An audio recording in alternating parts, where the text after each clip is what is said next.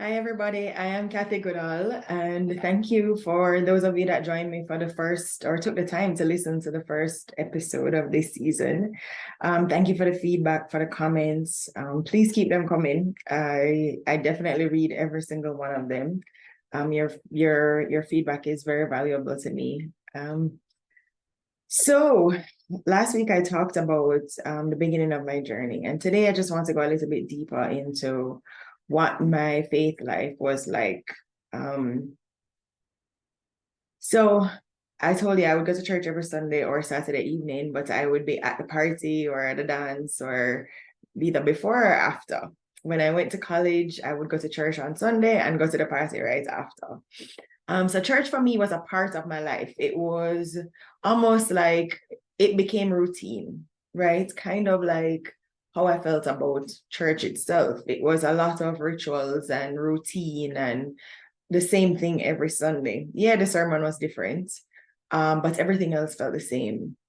So for me, it was like checking a box. It was I did it. It was something to do. And, that reverence and that respect for God was there because I believed in him. I knew that he existed. I believed, in all the tenets that, he created the world, that Jesus died for us, all of these things. I believed it. But for some reason, he was still kind of unreachable for me. It was still this big supreme being in the sky that just made sure everything worked properly. And my life was inconsequential because, he has better things to do with his time. Yeah, when I went to camp, I understood that he you could have a relationship with him. I understood that, I didn't have to go through all of these things, but I still never took the time to tap into that relationship. So I have a friend, his name is Craig Parks. For those of you that are from Jamaica, you might know him as Left Side. When I moved back to Florida, because I went to school and then I took a year off and then I moved back to Florida. And I used to spend a lot of time with his family. So his mom and his sister, Tammy in particular, they had started going to church at that time. And they used to invite me to come to church all the time. And I always would say, yeah, I'll come. But the problem is it clashed with the time that I go to my church. One Sunday, however, I decided to visit. And um, I will say that I went into the church and, just the worship consumed me. And from that day forward, I actually stopped going to Catholic church and started going to that church, which was a Bible-based church in South Florida. I used to travel a lot for work at that time, and but I would still go every Sunday that I could have gone. And I love the church. Pastor Pete was amazing. He made the word real. The worship was amazing. And, my relationship with God started to grow a little bit more in that I would spend some more time with him. He became more real to me. But I still going to church on a Sunday, I wasn't involved, which I'm accustomed to being involved in the church. For me at that time, everybody at the church was either much older than me or much younger than me. And so I didn't quite find a space where I thought I could add value. Anyway, I realized after time passed that I actually attended that church for about 8 or 9 years. And it was great. For a couple of weeks, you go to church and sometimes you go to church and the pastor, you feel like the pastor is talking directly to you. That's almost what it was every Sunday for me. Um anyway, I felt like something was missing. I felt like, again, I'm used to serving. And so I didn't have anywhere to serve at the time. Anyway, one New Year's Eve, one of my girlfriends called me and said, come to church with me. And I said, sure, because my church didn't have New Year's Eve service. So I went to church with her one night and New Year's Eve night, I don't remember the year right now.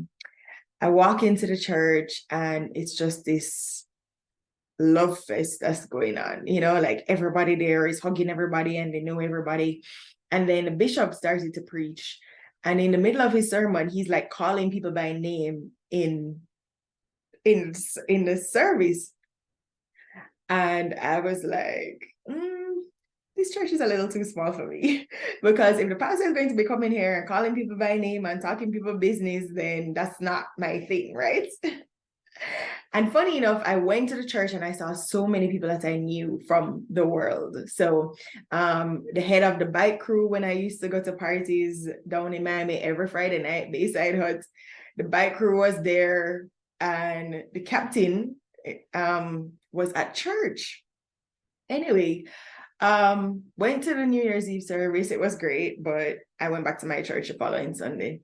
But there was this tug that said to me, you need to go back and visit this church. The church was called a place called Hope. So I was like, no, why do you want me to go back to this place? Anyway, went back to the church because, sometimes you hear that still small voice that you need to be obedient to. Anyway, I went back to the church, and that Sunday I walked into the church. And remember how I told you it was like a love fest? I walked through the door, Pastor Carol hugged me, and it felt like my mother. I don't know, I'm getting a little emotional. Felt like my mother was hugging me. Then Pastor Cindy hugged me. And, it's just like everybody that touched me felt like home. Anyway, fast forward to, I ended up going to that church. I left up the church I was going to before, and I started going to a place called Hope. Still, my desire to party had kind of weaned at that time. I started really early, and not to mention that I also did it for work. So, going out for fun wasn't really something and it's funny because I don't know why I used to go out so much, because I don't drink, I don't smoke, I don't dance. I guess I just love to be around the people that I like to be around. I don't know.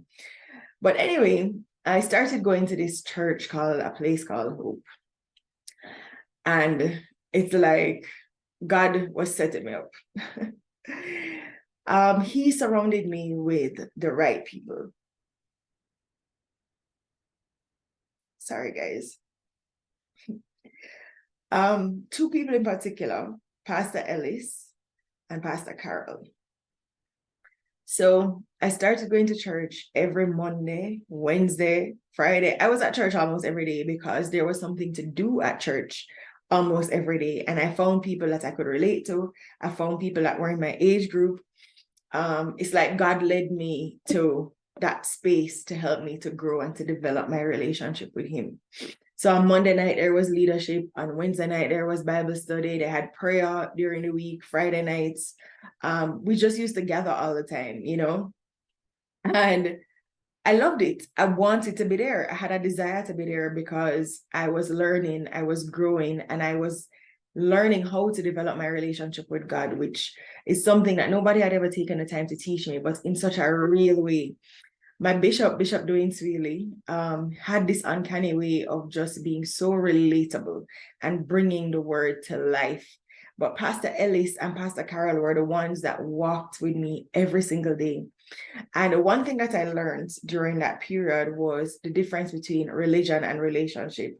So the difference between the rituals and the routine of reading your Bible, saying this prayer, praying to God every day, and knowing that he's a part of your life and that he exists, but inviting him to actually become a part of my life, where the decisions that I made were guided by him, where I had accountability with people that had aligned values, the same values that I was trying to uphold in my life. Now, please, let me tell you that up until this point, I was going to church more. I was spending more time with God. I was hearing from him a lot more.